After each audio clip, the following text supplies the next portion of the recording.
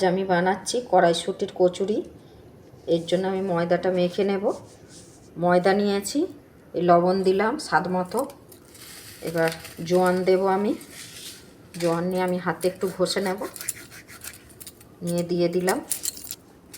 তেল দিলাম 2 চামচের মতো, অল্প একটু চিনি দিলাম। ভালো করে মেখে নেব। ভালো করে মাখানো হয়ে গেছে। এবার আমি কুসুম কুসুম গরম জল আমি বসিয়ে রেখেছিলাম, এবার আস্তে আস্তে দিয়ে আমি ভালো করে মেখে নেব।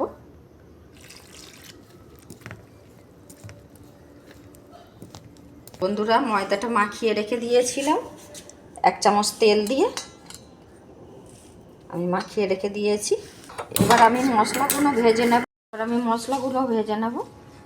এই কড়াইতে শুকনো খোলায় আমি জিরে দিয়ে দিলাম, গোলমরিচ দিলাম, দিলাম একটুখানি দালচিনি দিলাম, 4টে এলাচ, লঙ্কা, কিছুটা জোয়ান দিলাম, দিয়ে একসঙ্গে ভেজে নেব। ভাজা হয়ে গেছে, এবার আমি এটা গুঁড়িয়ে নেব। কড়াইগুলো পেস্ট করে নেব মিক্সিতে। কড়াইগুলো আমি দিয়ে দেব। এই আদা দিলাম, 2টো কাঁচা লঙ্কা দিলাম। এটা বানিয়ে নেব, এর জন্য আমি কড়াইয়ে তেল দিলাম। আজ আমি হিং দিলাম, এটা আমি দিয়ে দিলাম।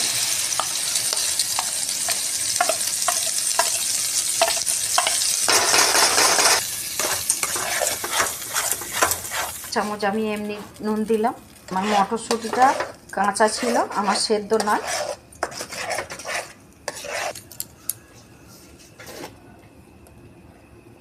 এবার এতে একটু আমি অল্প বিট লবণ দিলাম স্বাদের জন্য।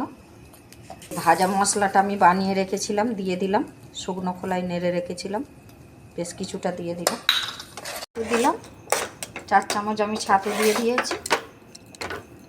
মাখা ছিল, এবার আমি একটা একটা করে বেলে নেব। একটা করে দিয়ে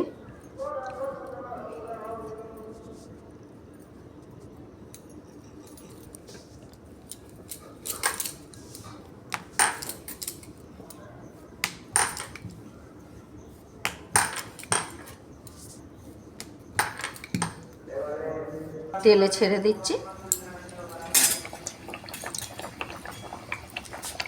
হ্যাঁ, এবার আমি উল্টে দিচ্ছি, নেব। এইভাবে আমি একটা একটা করে বানিয়ে নেব।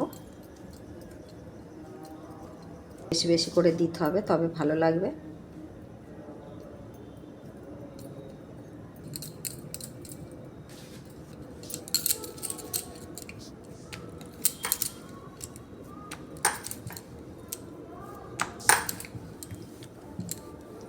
বেলা হয়ে গেছে, এবার আমি ছেড়ে দেব।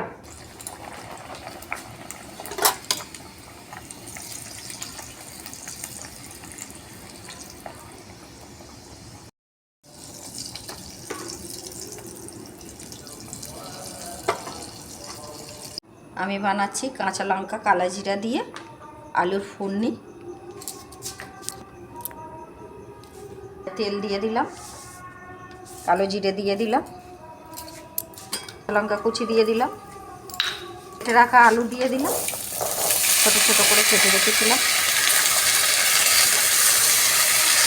হলুদ দিয়ে দিলাম, আলুটা একটু ভাজা ভাজা করে নেব। নুন দিলাম, মটরশুঁটি ছাড়ানো দিলাম, ছেঁড়া দিলাম। আমি শুধু এটা কাঁচা লঙ্কার বানাবো। আদা বাটা দিলাম, একটু ধনিয়া গুঁড়ো দিলাম 1 চামচ দিলাম।